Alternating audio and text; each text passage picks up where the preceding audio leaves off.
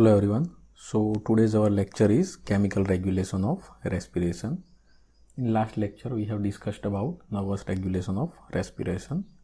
Now there are three basic chemicals which mainly regulate respiration. Those are carbon dioxide, oxygen and hydrogen ion, and they regulate respiration by acting on chemoreceptors. There are two basic kinds of chemoreceptors: peripheral chemoreceptors and central chemoreceptors.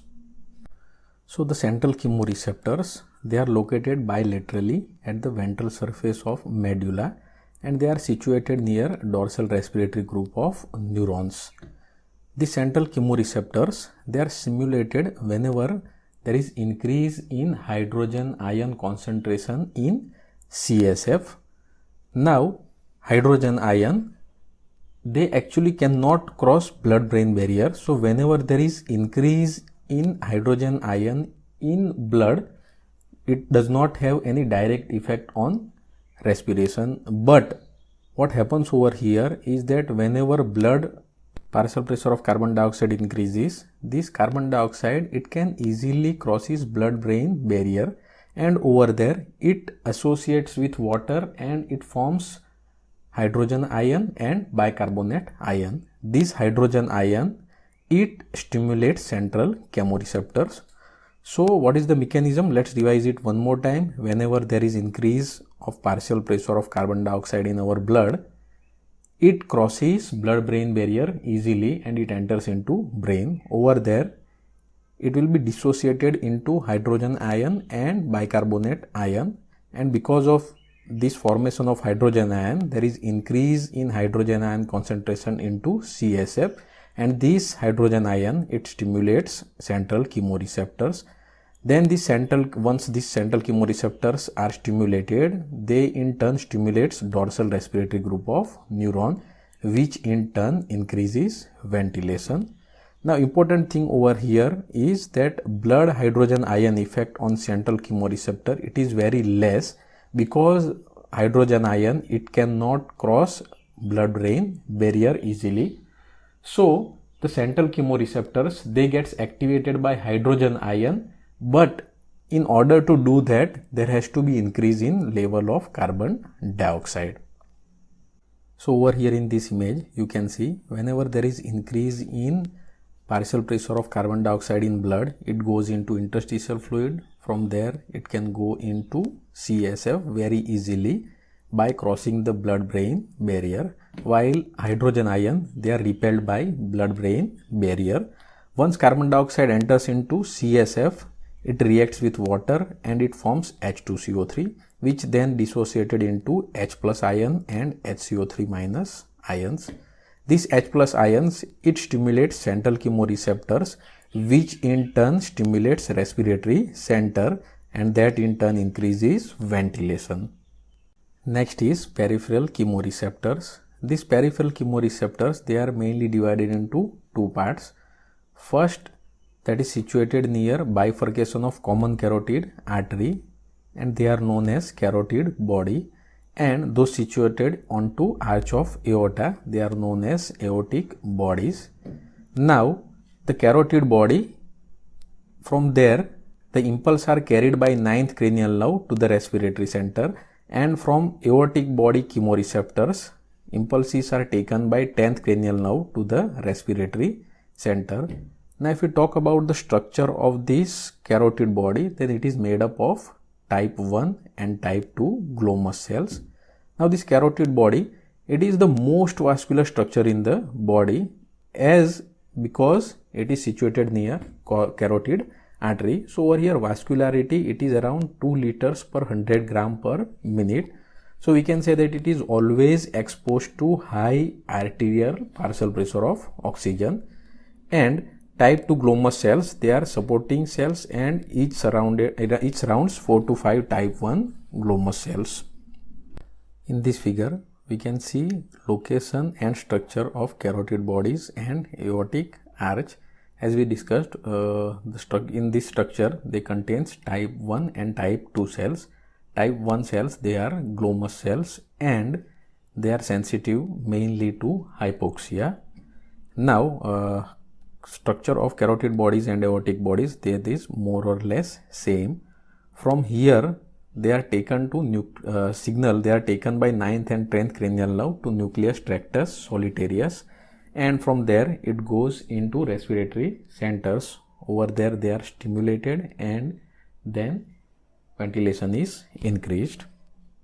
So if we discuss about mode of action of peripheral chemoreceptors, whenever there is decrease in partial pressure of oxygen, that is less than 60 millimeter of mercury, there is decrease efflux of potassium through oxygen sensitive potassium channel at type 1 glomus cell, and it causes depolarization of type 1 cells. When these type 1 cells are depolarized, they results in opening of voltage gated calcium channels, which in turn increases calcium influx into the cell. Now the calcium entered into the cell, it causes release of dopamine by the cells by exocytosis. Now this dopamine, it acts on D2 receptors on the cup-shaped unmyelinated endings of 9th and 10th cranial nerve, and it causes stimulation of 9th and 10th cranial nerves, and these impulses are then taken by this nerve to the respiratory center, and it causes increase in ventilation. So let's revise this mechanism once again. The carotid body and aortic bodies, they are constantly exposed to high partial pressure of oxygen because they are situated near carotid artery and arch of aorta respectively.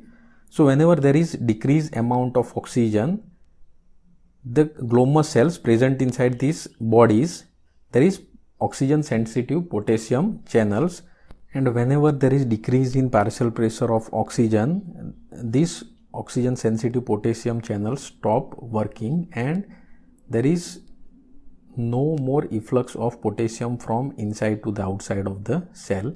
That leads to depolarization of these type 1 glomus cells, which in turn causes opening of calcium channels, and now there is influx of calcium.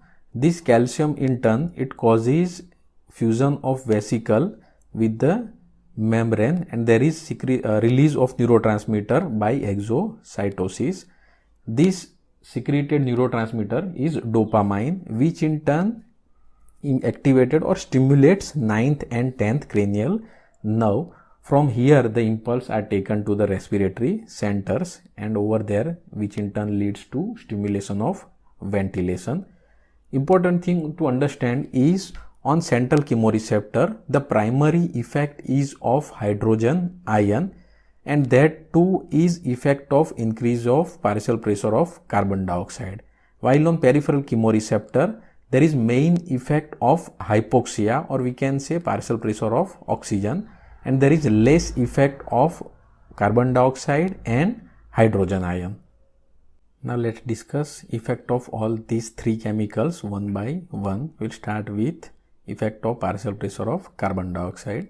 So whenever partial pressure of carbon dioxide is increased, it increases rate and depth of respiration.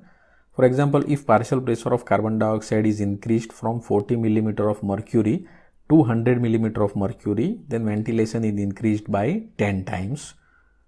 Whenever there is increase in atmospheric carbon dioxide, it increases respiration immediately, while following voluntary hyperventilation, it results in decreased partial pressure of carbon dioxide. So this carbon dioxide, its effect is mainly by central chemoreceptor, which is around 70%, while its 30% effect is by peripheral chemoreceptors. If we talk about its main mode of action, then this carbon dioxide, it does not directly stimulate central chemoreceptor, but once it enters into CSF, it converts into hydrogen ion, and this hydrogen ion, they directly stimulate central chemoreceptors, which in turn stimulates DRG group of neurons, which in turn increases respiration. Now the characteristic of effect of carbon dioxide is that carbon dioxide, it has strong acute effect but weak chronic effect.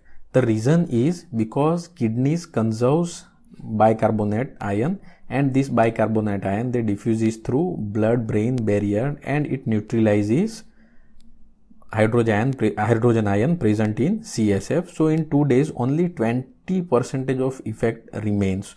So this reason it can be asked into the examination that carbon dioxide, it has strong acute effect but weak chronic effect. The reason is because kidney starts conserving bicarbonate ion. Now if carbon dioxide is 7% increased in inspired air, it leads to carbon dioxide narcosis, and which decreases stimulation of respiratory center. Now carbon dioxide is main controller of respiration under resting condition in healthy persons. So we can say carbon dioxide, it provides more control over respiration as compared to oxygen. Now if we talk about level of partial pressure of oxygen on respiration, or we can say hypoxia. Hypoxia is a condition in which partial pressure of oxygen decreases. About this hypoxia we are going to discuss in detail in next lecture. So whenever there is hypoxia, it stimulates respiratory center by stimulating peripheral chemoreceptors. Now the carbon dioxide, it exerts braking effect on hypoxia induced hyperventilation, because hyperventilation, it decreases carbon dioxide and hydrogen ion, which in turn decreases ventilation. Now the chronic hypoxia, it increases ventilation more, because in 2-3 days effect of carbon dioxide is decreased, as we have discussed earlier, and alkalosis on hypoxia induced hyperventilation is largely nullified, because CSF H+ ion is now decreased because of action of kidney. Severe hypoxia, it depresses the respiratory center and ventilation, and hypoxia, it becomes main controller and basic drive of respiration in chronic hypoxic condition and at high altitude. So in normal resting condition or within physiological condition, basic drive for respiration is carbon dioxide, while in case of chronic hypoxic condition and at high altitude, basic drive of respiration is hypoxia, or we can say decreased level of oxygen. Coming to the last chemical, that is effect of hydrogen ion on respiration. Acidosis, it produces respiratory center stimulation mainly by peripheral chemoreceptors, but when carbon dioxide, it crosses blood-brain barrier and it converts into H+ ion over there, it also acts on central chemoreceptors. तो चलिए आज के lecture को अभी summarise कर लेते हैं. Basic 3 chemicals है कि जो हमारे रेस्पिरेशन को कंट्रोल करते हैं: carbon dioxide, oxygen and hydrogen ion. अभी जब इस केमिकल की इफेक्ट की बात करते हैं तो वो 2 लेवल पे होती है, एक सेंट्रल कीमोरिसेप्टर के ऊपर और दूसरा पेरिफेरल कीमोरिसेप्टर के ऊपर. सेंट्रल कीमोरिसेप्टर है वो सिचुएटेड है मेडुला में, और उसके ऊपर इफेक्ट होती है हाइड्रोजन आयन की. बट हाइड्रोजन आयन है वो डायरेक्टली वहाँ पे पहुँच नहीं सकता, पर जब भी ब्लड के अंदर कार्बन डाइऑक्साइड का लेवल इंक्रीज होता है तो ये जो कार्बन डाइऑक्साइड है वो इजीली ब्लड ब्रेन बैरियर को क्रॉस कर सकता है और जा सकता है CSF के अंदर, जबकि ये ब्लड ब्रेन बैरियर है वो हाइड्रोजन आयन को CSF के अंदर एंटर नहीं होने देता.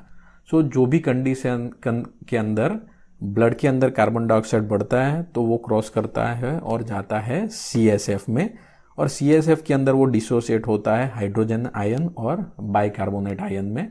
अभी ये जो हाइड्रोजन आयन है वो स्टिमुलेट करता है सेंट्रल कीमोरिसेप्टर को.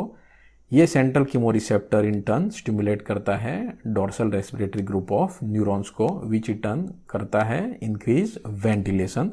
और जैसे ये वेंटिलेशन बढ़ता है तो कार्बन डाइऑक्साइड है वो wash out, excess carbon dioxide wash out हो जाता है बॉडी से. अभी इंपॉर्टेंट थिंग इसमें क्या है कि ये जो कार्बन डाइऑक्साइड है इसकी इफेक्ट है वो पोटेंट है सिर्फ एक्यूट कंडीशन के लिए. Reason is after 2-3 days kidney है वो कंपेंसेट कर देती है ये हाइड्रोजन आयन को.